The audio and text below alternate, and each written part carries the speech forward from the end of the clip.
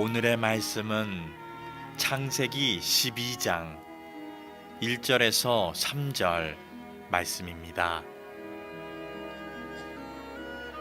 여호와께서 아브람에게 이르시되 너는 너의 고향과 친척과 아버지의 집을 떠나 내가 내게 보여줄 땅으로 가라.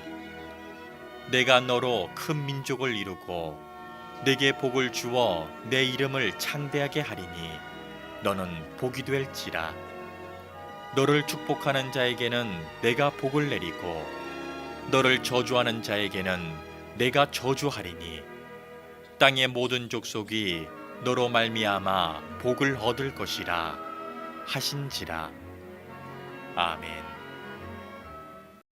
2017년도에 터키에서 개봉한 영화 가운데 아일라라고 하는 영화가 있었습니다. 한국 전쟁의 실화를 바탕으로 만든 영화인데 내용은 이렇습니다. 한국 전쟁에 참여한 터키의 한 군인이 어느 날 홀로 남겨진 4살에서 5살쯤 된 여자아이를 만나게 됩니다. 이 아이는 전쟁 중에 부모를 잃고 말을 못하는 실어증에 걸려 있었는데 이 아이를 발견한 이 군인이 홀로 둘 수 없어서 그 아이를 부대에 데리고 옵니다. 그리고 터키어로 달이라는 뜻의 아일라라고 하는 이름을 그 아이에게 붙여주고 아일라 아일라 이렇게 부르지요, 부대 안에서. 그렇게 지내다가 전쟁이 끝났습니다. 그래서 이 군인이 자기 조국으로 돌아가게 되었는데 이 아일라가 너무 눈에 밟히는 거예요. 그래서 영화의 장면에 어떤 게 나오냐면 이 아일라를 가방 속에 숨겨가지고 비행기를 타려고 하다가 걸리고 맙니다. 그래서 강제로 어쩔 수 없이 이 어린 소녀와 헤어지게 될 때 울면서 이 군인과 어린 소녀가 물론 나중에 이제 실어증이 좀 고쳐져 이 아이가 그 정말 군인의 애틋한 사랑 돌봄을 통해서 이 아이가 건강해지는데 그 공항에서 이별을 하면서 슐라이만이라고 하는 이 군인인데 이 사람이 이 아이에게 막 울고 있는 아이에게 내가 꼭 약속한다. 다시 널 찾으러 오겠다. 그리고 다시 만나면 헤어지지 말자. 그리고 정말 눈물로 그렇게 헤어집니다. 그런데 전쟁통이었기 때문에 돌아가서 연락처가 끊겨버렸어요. 그래서 아무리 찾으려고 했지만 찾을 수가 없었어요. 세월이 흘러갑니다. 60년이 지났습니다. 80대 노인이 된 이 군인이 이 아이를 잊지 못하는 거예요.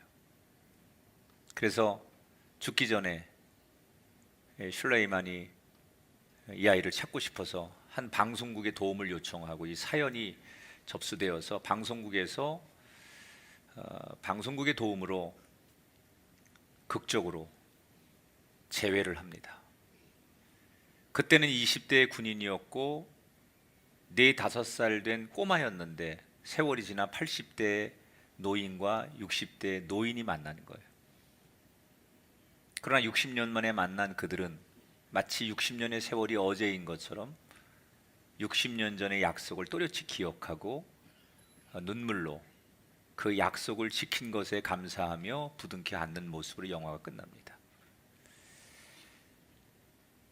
이 영화가 터키 영화사의 흥행 5위 안에 들 만큼 터키 국민들에게 엄청난 사랑을 받습니다. 이유는 60년 전에 했던 약속을 잊지 않고 그 수십 년 전의 약속을 지켜내는 두 사람의 애틋한 사연이 터키 국민들에게 감동을 주었다는 거예요. 여러분 60년 만에 지킨 약속이라고 하는 이 하나만으로도 사람들은 감동하고 화제를 불러일으키는데 60년이 아니라 수천 년 전에 한 약속을 지켰다면 얼마나 감동적이겠어요. 수천 년 전에 한 약속을 지금 지킨다. 이게 무슨 소설 같은 이야기냐 이러실 수 있지만 실제로 그렇게 약속을 지킨 분이 있는데 그분이 바로 하나님이에요. 타락해가는, 그리고 죄로 인해 영혼이 죽어가는 이 인류를 향해 내가 너희를 이렇게 버릴 수 없다, 멸망시킬 수 없다, 그래서 이 땅을 구원할 구세주를 보내겠다고 약속하셨고, 그 약속을 지키기 위해서, 수천 년 전의 약속을 지키기 위해서 이 땅에 예수 그리스도를 보내주셨어요. 여러분, 하나님은 우리에게 약속하시는 하나님. 하나님은 그 약속을 한 번도, 당신이 한 약속을 어긴 적이 없어요. 오늘도 하나님이 우리에게 약속하시고 오시는데, 그 약속을 하나님은 약속하는데 우리가 안 받아들이는 거예요. 우리가 기다리지 않는 거예요. 우리가 믿지 않는 거예요. 오늘 하나님이 약속하신 그 약속이 저와 여러분의 인생 가운데 반드시 이루어질 줄 믿습니다. 그 신실하신 하나님, 그 하나님을 기다리고 바라보는 것, 그것이 믿음의 여정이에요. 오늘부터는 창세기 12장부터 이제 시작이 되는데, 요건 창세기가 다시 1부가 끝나고 2부가 시작된다고 생각하면 돼요. 1장부터 11장까지, 지난 시간까지는 소위 원역사 이렇게 불러요, 우리가. 그래서 크게 1장부터 11장까지의 내용은 크게 네 가지의 주제로 구성이 되죠. 창조와 타락과 홍수와 바벨탑 사건. 하나님이 이 땅을 어떻게 창조하시고 인간을 어떻게 만드시고, 인간이 왜 죄를 지어서 에덴 동산에 쫓겨나고, 가인과 아벨이 어떻게 살인을 하게 되고, 뭐 이런 이야기. 그러면서 인간이 어떻게 흩어져서 인류가 형성이 되고, 그 속에서 인간은 어떤 죄를 짓고 하나님 앞에 심판받고 다시 은혜를 입는지, 이게 1장부터 11장까지 나와요. 그리고 오늘 12장부터 50장까지는 이스라엘의 족장사, 역사의 이야기가 다시 등장하는 거예요. 그러니까 역사긴 하지만 원역사와 이제 민족을 이루는 이스라엘의 역사에 족장사가 12장부터 50장까지 나오는데, 네 인물이에요. 네 인물이 나오는 거예요. 오늘부터 살펴볼 아브라함, 이삭, 그 다음에 야곱, 요셉, 이 방대한 네 명의 인물이 12장부터 50장까지 나와요. 그 중에 이제 오늘 첫 번째 만날 인물이 아브라함이에요. 아브라함. 하나님의 약속을 제일 먼저 받은 사람, 아브라함. 너무 중요한 성경의 인물 가운데 한 사람. 이 아브라함을 우리가 잘 꿰뚫어 봐야만 우리의 지금의 신앙의 여정 속에서 신앙의 본질이 이런 거고 하나님과의 관계는 이런 거구나라는 것을 우리가 알 수 있어요. 자, 아브라함의 아버지는 데라예요. 데라. 원래 아브라함도 하나님을 몰랐죠. 그런데 그 아버지 데라가 갈대와 우르라고 하는, 지금으로 말하면 이라크 지역에 살았는데, 그 지역은 우상을 많이 섬기는 지역이었고, 그래서 아브라함의 가정도 아버지 때부터 우상을 섬기고 살았어요. 그런데 아브라함이 하나님을 만나죠. 그리고는 그 갈대와 우르라고 하는 곳에서 살다가 어느 날 여러 가지 이유가 있었는데, 그 아버지 데라가 아들이 죽어요. 셋째 아들이. 그래서 너무 그 아들을 잃고 상심하고 이 땅에서 살아간다는 게 버거우니까 새로운 곳으로 가자. 그래서 가족들과 상의해서 그들이 새로운 가나안 땅이라고 하는 곳을 향해 가다가 중간에 그냥 하란이라고 하는 땅에 정착을 해요. 하란은 당시에 요즘 말하면 아주 굉장히 큰 대도시예요.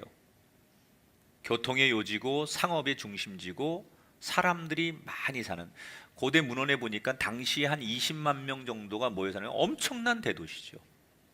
그러니까 문명의 혜택을 가지고 있는 그런 곳에 그냥 정착하는 거예요. 뭐 교육 환경도 좋았을 거고 요즘 말로 말하면 뭐 여러 가지 인프라가 너무 좋은 거예요. 그러니까 저 멀리 가지 않고 그냥 중간에서 여기서 정착을 합니다. 그런데 다행히도 그의 가정이 하란에서 대성공을 합니다. 저 시골에서 올라와서 도시에서 자리를 잡았는데 그냥 먹고 사는 정도가 아니라 아주 이 아브라함의 가정이 대성공을 거둬요. 부동산도 많아지고 거느리는 사람도 많아지고 사람들에게 존경과 인정을 받고 사는데 전혀 불편이 없는 풍족한 삶을 살아요. 그래서 나름 굉장히 거기 사는 것을 만족해 합니다. 이제 그 이야기부터 오늘 성경에 나오는 거예요. 그런데 아브라함의 나이가 75세 될 때 아브라함이 아무 걱정 없는 거예요. 단 한 가지 마음에 다 좋은데 한 가지 자기 마음에 아쉬운 게 굳이 하나 있다면 자식이 없는 거예요. 여러분 고대 사회에서 대를 이을 자식이 없다는 것은 저주를 받은 거와 같은 거예요. 아브라함은 이렇게 생각했어요. 내가 무슨 큰 죄를 지은 것도 없는데 나는 왜 이런 저주를 받는 인생이어야 될까? 그러나 이제 점점 나이가 늙어가면서 한 75세쯤 되니까 자식에 대한 희망은 이제 사라지는 거죠. 나는 자식을 얻을 만한 그런 인생은 되지 못하는가 보다. 그러면서 그냥 아내 사레와 남은 인생 살고 동생이 남겨놓은 아들, 조카, 롯을 아들처럼 키우며 살면 되지.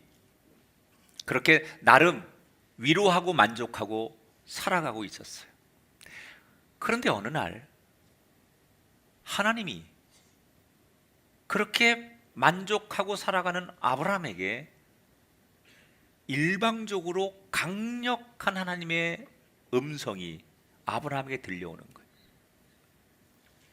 이걸 가리켜서 우리는 말씀하시는 하나님, 말씀으로 찾아오신 하나님 이렇게 불러요. 여러분 하나님은 우리에게 항상 말씀으로 오시는 거예요. 어떤 분은 하나님을 나는 뭐 기도원에 가서 뭐 방언받고 은사를 통해서 만났어요. 나는 뭐 어디 가서 무슨 봉사하다가 이렇게 만났어. 이렇게 다 맞는 얘기예요. 그러나 가장 하나님을 본질적으로 제대로 만나는 건 뭐냐? 말씀으로 나에게 찾아오신 하나님. 아브라함이 그냥 있는데 하나님께서 말씀으로 찾아오시는 거예요. 여러분 노아에게도 말씀으로 찾아오셨죠. 신약 성경에 사도 바울에게도 말씀으로 찾아오셨죠. 저와 여러분의 인생에도 마찬가지예요. 하나님을 가장 우리가 제대로 만나는 가장 좋은 방법은 말씀으로 찾아오신 하나님. 내가 하나님을 사모해서도 만나는 거지만 하나님이 나를 찾아오시는 거예요. 말씀으로. 오늘 여러분 설교를 듣는 거 하나님이 여러분을 찾아오는 거예요. 내가 말씀을 보기를 원하고 말씀을 묵상하는 거 하나님을 찾는 거예요.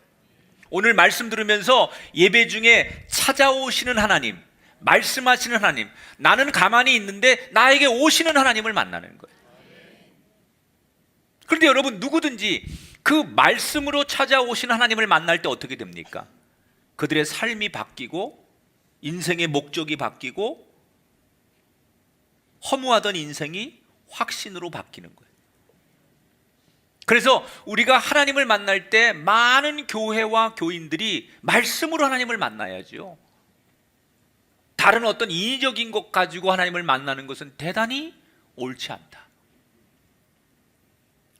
하나님께서 아브라함에게 말씀하시는 거예요. 강력하게 말씀하는 거예요. 뭐라고 말씀하느냐? 오늘 창세기 12장 1절 2절 이걸 새 번역으로 읽어볼게요. 같이 다 큰 소리 읽어봅니다. 너는 내가 살고 있는 땅과 아버지의 집을 떠나서 내가 보여주는 땅으로 가거라. 내가 너로 큰 민족이 되게 하고 너에게 복을 주어서 내가 크게 이름을 떨치게 하겠다. 너는 복의 근원이 될 것이다. 자, 하나님이 말씀으로 아브라함에게 이렇게 찾아오신 거예요. 창세기 우리가 1장을 같이 나눴잖아요. 창세기 1장에 이 세상을 만들 때 하나님 뭘로 만드셨어요? 말씀으로. 그렇죠? 이걸 창조라고 하는 거예요. 그러면 아브라함에게 말씀으로 찾아오셨어요? 저와 여러분에게 오늘 지금 말씀으로 하나님 우리에게 말씀하고 있어요. 그럼 이건 뭘 말하는 거냐? 우리의 인생을 재창조하시겠다는 거예요.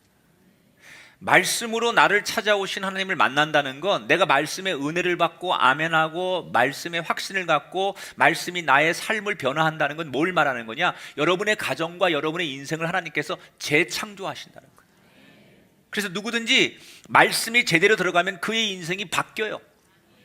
어떤 가정도 어떤 자녀도 어떤 희망 없는 인생도 어떤 과거를 가진 사람도 말씀이 제대로 들어가면 그의 삶이 바뀝니다. 왜? 말씀은 창조하는 거니까.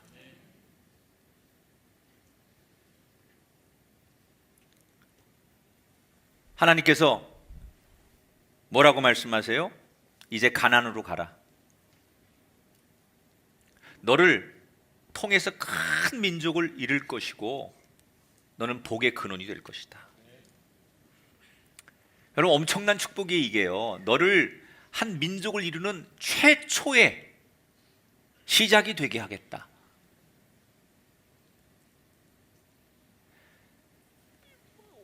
역사에 남는 것 중에 가장 여러분 원조, 이게 얼마나 대단한 겁니까? 우리 교회가 그런 히스토리를 하나 가지고 있어요. 여러분 레퍼츠 교회라는 말이 우리나라의 국립어학원의 신조어로 등재되어 있어요. 그래서 국어 사전에 보면 레퍼츠 교회라는 말이 저희 때문에 만들어진 거예요. 국립어학원에서 우리 교회가 레퍼츠 교회라고 이름을 붙였더니 이게 정식으로 심사를 해가지고 우리나라의 정식 언어로 등재가 된 거예요. 정식 낱말로 등재가 돼서 이게 국립어학원에서 이게 나중에 이제 사전으로 들어가는 거예요. 그래서 우리나라의 세월이 수백 년 수천 년 지난 다음에 레퍼츠 교회? 이거 누가 제일 먼저 쓴 거야? 그러면 그 시작이 우리예요. 우리 엄청난 일을 한 거야. 표정들은 안 그러시네요. 자, 또 하나 뭐라고 약속해요? 너를 그렇게 시작이 되게 할 거다. 큰 민족을 이루는 너로부터 그렇게 큰 민족이 이루어질 것이다라는 복과 함께 너를 복을 끼치는 근원이 되게 할 것이다. 이건 뭐냐면 영향력이에요. 영향력. 우리는 복 그러면요, 사람들은 복을 우리 두 가지로 나눌 수 있어요. 눈에 보이는 복, 흔히 우리는 돈과 명예와 무슨 출세와 권력, 이런 것은 눈에 보이는 복, 세상에서 흔히 구하는 복이에요. 그러나 보이지 않는 복이 있어요. 하나님 주시는 복 가운데는 보이는 복과 보이지 않는 복이 있는데, 보이지 않는 복은 우리의 영혼에게 주는 복. 그래서 사라지지 않는 영혼의 복.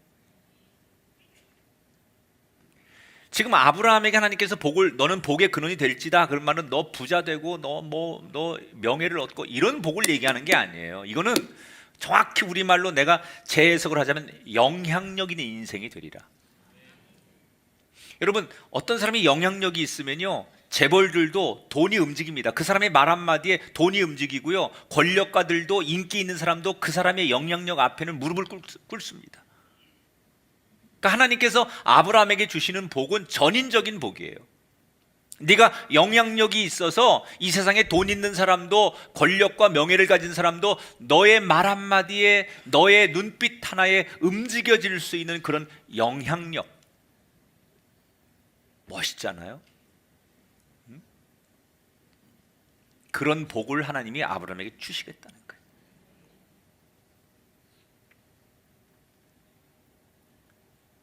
그러면서 뭐라고 약속하시냐? 그토록 마음속에 약간 한처럼 스며 있는 자식도 줄 것이고 그 자식을 통해 후손들이 잘 될 것, 이런 약속을 주시는 거예요.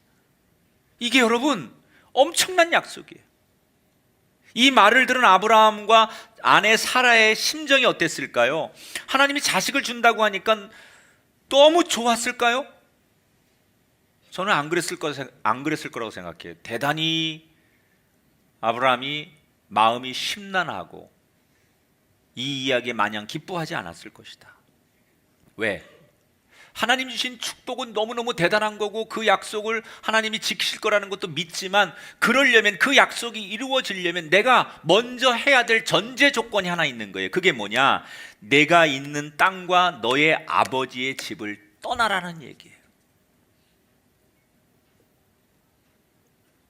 든든한 백이었던 가문, 그 안에서 평생 일구었던 삶의 터전을 두고 떠나라는 거예요.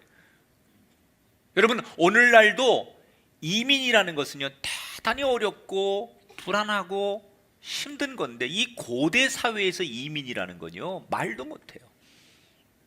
제가 항상 이렇게 이민 사회에 많이 이제 가보면, 우리나라에서 최고의 학벌과 최고의 직장과 뭐 최고의 명예를 가진 사람들이 이민을 가면 아무것도 아니에요. 왜냐하면 그 나라에서는 우리나라의 최고의 대학, 최고의 직장이 그 나라에서는 최고가 아니거든요.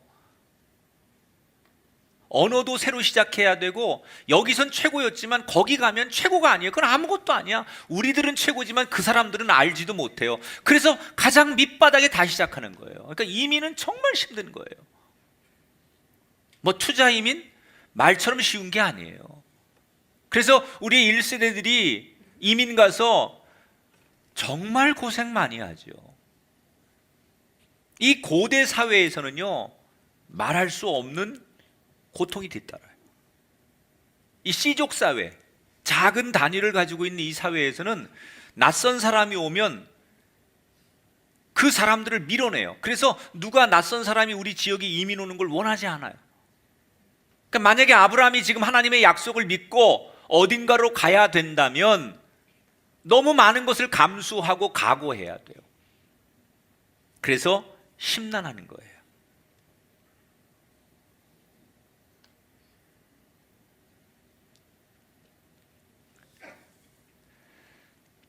우리에게도 똑같은 고민이 있어요. 하나님이 우리에게 어느 날 이렇게 설교를 통해서, 또 여러분이 이렇게 말씀으로 우리에게 다가오시잖아요. 하나님이 오늘 정말 나에게, 우리 가정에 딱 맞는 말씀 주셨어.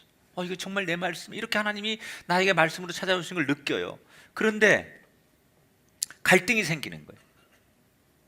하나님이 말씀으로 내게 오셨는데, 내게 어떤 말씀을 주셨는데, 하나님이 나에게 원하시는 길과 내가 원하는 길이 다른 거예요. 근데 사실 기독교의 본질은 떠나는 거거든요. 배는 항해를 하기 위해서 존재하는 게 배예요. 위험하다고 해서 안전한 부둣가에 메어놓고 거기에 정박해 있는 배는 배가 아니에요. 배는 위험할지라도 망망다해나 파도를 향해서 나아가는 게 배의 목적인 거예요. 인생이 두렵다고 안전하게 여기에만 존재하는 건 인생일 수 없어요. 말씀을 믿고 하나님을 의지하고 망망대해를 항해해 나가는 것, 그게 기독교의 본질이에요. 그래서 기독교는 융성한 거예요. 작은 이스라엘에서 시작한 이 복음이 유럽으로 넘어가고 전 세계 5대양 6대주로 넘어가는 것은 바로 기독교의 본질이 가는 거기 때문에, 움츠려들고 여기 안에서 우리끼리 명상하고 우리끼리 돌을 닦는 게 아니라 말씀의 항해를 향하여 나가는 것이 기독교이기 때문에, 여러분, 이 말씀이 여러분의 말씀이 되기를 주의 이름으로 축원합니다. 하나님이 가라는 거예요. 이때 아브라함이 갈등하죠. 내가 원하는 길이 있는데 하나님이 원하는 길이 따로 있어요. 여러분에게 물어볼게요. 여러분의 지금 인생은, 지금까지 살아온 지금까지의 인생은 하나님이 원하시는 인생을 살고 있는 건지, 아니면 내가 원하는 인생을 살고 있는 건지. 하나님이 찾으시는 사람은 이 사람이 돈이나 유명하거나 무슨 세상 사람들한테 인정을 받는 사람이 아니라 하나님의 말씀에 자신의 생명을 던지는 사람을 하나님은 찾고 계세요. 그게 아브라함이었어요. 아브라함이 어떻게 해요? 내가 원하는 길이 아닌 하나님이 원하시는 길을 가기로 결심해요. 그래서 4절에 보니까 이에 아브라함이 여호와의 말씀을 따라갔다. 신앙은 성경 공부하는 것이 아니라 하나님 말씀을 듣고 따라가는 거예요.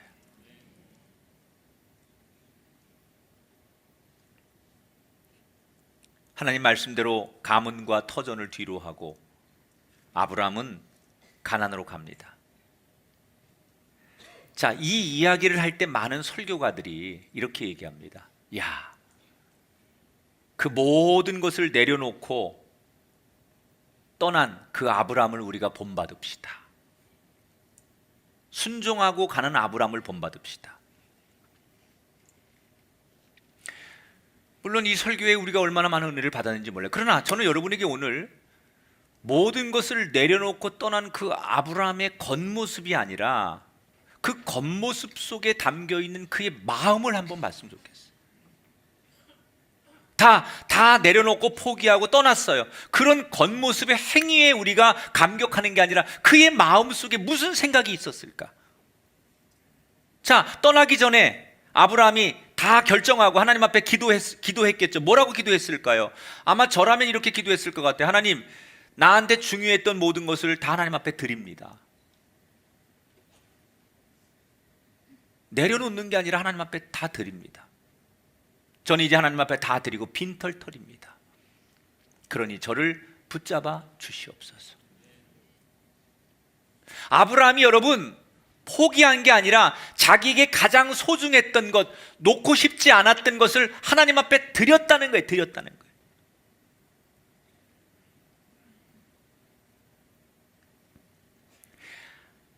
아브라함이 하나님 앞에 가장 소중한 걸 드리니까 하나님께서 그걸 받으시고 아브라함에게 더 많은 것으로 축복하시고 약속을 지켰다는 것을 주목해야 돼요.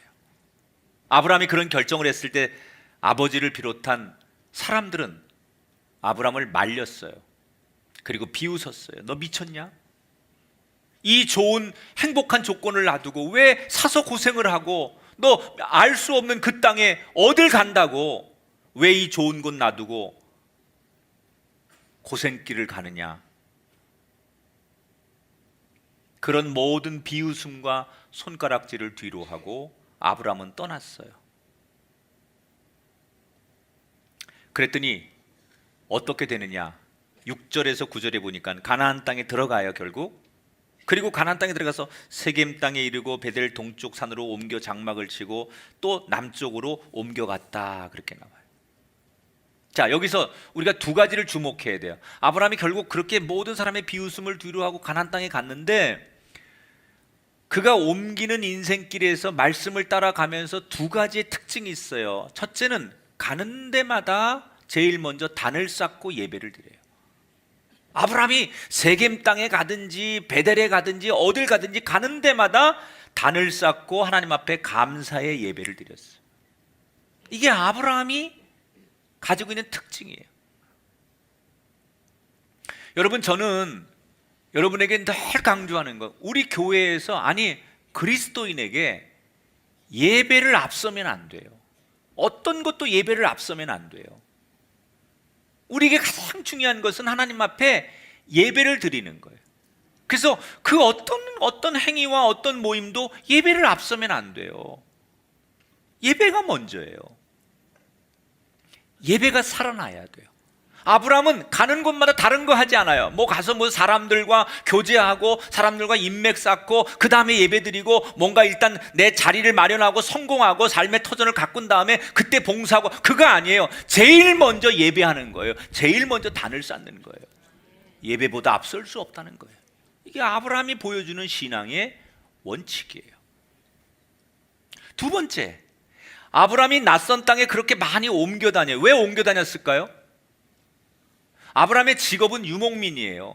그래서 양들을 데리고 좋은 풀이 있는 곳, 물이 있는 곳으로 계속 옮길 수밖에 없는 거예요. 여기가 사람들이 나를 배척해서가 아니라 그 양들을 위해서 목자는 계속 옮기는 거예요. 그래서 옮겨 다니는 거죠, 가나안 땅에 가서. 그런데 아브라함이 그렇게 많은 곳을 옮겨 다니는 낯선 땅에서 성경에 보면 어느 누구한테도 괄시를 당하거나 위협을 받았다는 이야기가 없어요. 누구도 낯선 아브라함의 가족을 함부로 하지 않았다는 거예요. 아무런 연고도 없는 곳에서 어떻게 그렇게 안전하고 사람들로부터 무시당하지 않고 살 수 있었을까요? 누군가가 그의 든든한 백이고 그를 지켜줬어요. 그게 바로 하나님이시라는 거예요. 하나님이 어디를 가든지, 아무리 낯선 땅, 사람들이 배척하는 도시를 가도 하나님의 그 등 뒤에서 그를 호위하시고, 마치 광야에서 이스라엘 백성들을 구름기둥과 불기둥으로 보호하시고 인도하셨던 하나님이 아브라함이 어디를 가든지 간에 그를 지켜주시고 그와 함께 하셨기 때문에 아무도 그를 괄시하거나 무시하지 않았어요. 이렇게 될 수 있었던 이유가 뭡니까? 아브라함이 하나님의 약속을 믿고 자신의 것을 먼저 드렸더니 하나님이 더 큰 것으로 응답하시고 채우기 시작했다는 거예요. 우리는 돈, 명예, 세상의 달콤한 이것을 움켜쥐려고만 해요. 이거 빼앗기면 죽는 줄 알아요. 하나님께서 우리들에게 네가 가지고 있는 것보다 더 큰 것을 줄게 라고 말씀하셔도 우리는 움켜쥔 채 더 달라고 해요. 그런데 사실은 하나님이 우리에게 약속하셔요. 말씀으로 내가 너를 더 번성케 할 것이고 너의 자손을, 너의 가문을, 너의 인생을 복되게 할 것이다 라고 말씀하실 때 우리는 내 손에 쥐고 있는 것을 놓지 못해요. 더 귀한 것을 주시겠다고 하나님이 약속하는데도 우리는 내 손에 쥐고 있는 이것을 놓으면 죽는 줄 알고 이 손을 펴서 하나님 앞에 드리는 일을 못한다는 거예요. 아브라함은 하나님의 약속을 듣고 이거 놓으면 죽을 것 같았던 그것을 과감하게 손을 펴 하나님 앞에 먼저 드렸더니 하나님이 아브라함의 인생을 책임져 주셨다는 거예요. 내 작은 것을 먼저 드렸더니 하나님이 더 크고 놀라운 것으로 평생 그의 자손과 민족을 끝까지 약속하신 대로 채워주시더라는 거예요. 오병이어의 기적이 그런 거 아닙니까? 내게 있는 작은 것을 주님께 드렸더니 더 큰 것으로 채우시는 하나님. 사랑하는 여러분, 하나님이 오늘 우리들에게 아브라함과 똑같은 약속을 하고 계시는데 주 예수를 믿어라. 그리하면 너와 내 집이 구원을 얻으리라. 약속 아닙니까? 이 약속이 우리에게 성취되려면, 하나님은 약속하면 반드시 지키는데 이 약속이 성취되려면 여러분 우리가 뭘 해야 되느냐? 아브라함처럼 여러분이 쥐고 있는, 그게 장래의 꿈이든 여러분이 가지고 있는 명예든 자존심이든 아니면 돈이든 이것을 믿음으로 하나님 앞에 먼저 드리십시오. 그러면 나는 아무것도 없지만 하나님이 그때부터 내 인생을 책임지시는 거예요. 여러분, 성경에 등장하는 모든 영웅들의 공통점이 있어요. 하나님께서 완전히 빈손이 되게 만든 다음에 쓰세요. 왜 아브라함에게 네가 가지고 있는 재산과 네 명예, 이거 인기, 이거 다 가지고 가라, 내가 그거 지켜줄게, 보장해줄게, 그리고 이민 가라, 그렇게 말씀 안 하시고 다 놓고 가라고 하셨을까요? 왜 사도 바울에게 네가 가지고 있는 세상적인 지식과 로마 시민권과 네가 쌓아온 인생의 모든 연륜을 다 배설물처럼 버려야 된다고 말씀하셨을까요?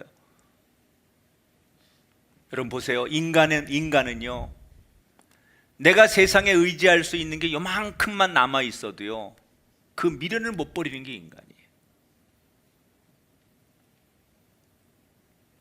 그런데 다 내려놓고 아무것도 없어서 정말 순간순간 하나님의 인도 아니면, 하나님의 의지함이 없이는 살 수 없는 지경이 되면 그때는 리얼 100% 하나님을 온전히 믿어요.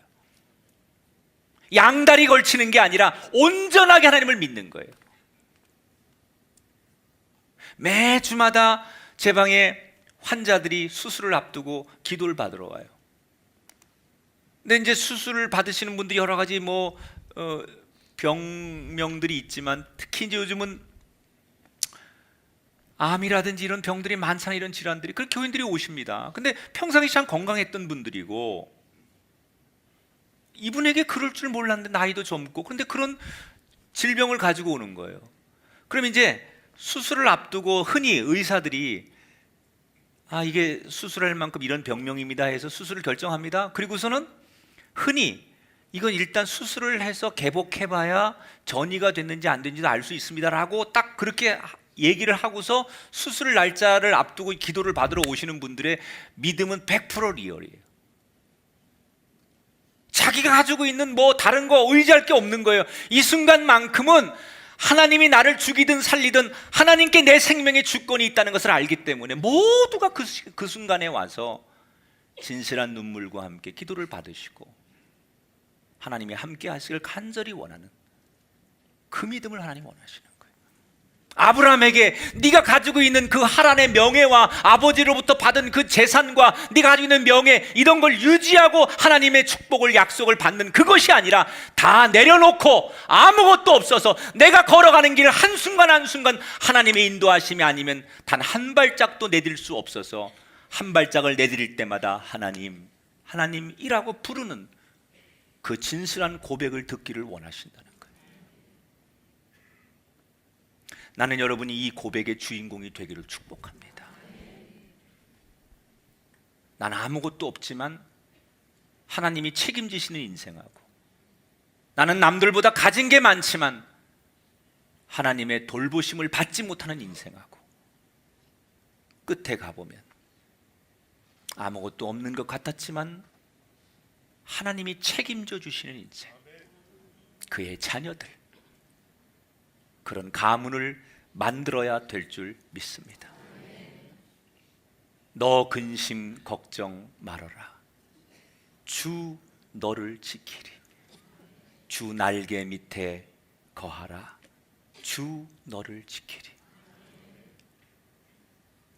주 너를 지키리. 아무 때나 어디서나 주 너를 지키리. 늘 지켜주시리. 평생에 여러분의 찬송이 되길 바라면서 아마 아브라함이 이 찬송 불렀다면 이 찬송 부르지 않았겠어요. 주 너를 지키리. 아무 때나 어디서나. 그렇게 하나님의 약속이 이루어지는 것을 경험하고 살아갈 수 있는 이 땅의 또 다른 아브라함이 되시고 여러분의 자손을 만드는 믿음의 사람들이 되시기를 주님의 이름으로 축원합니다.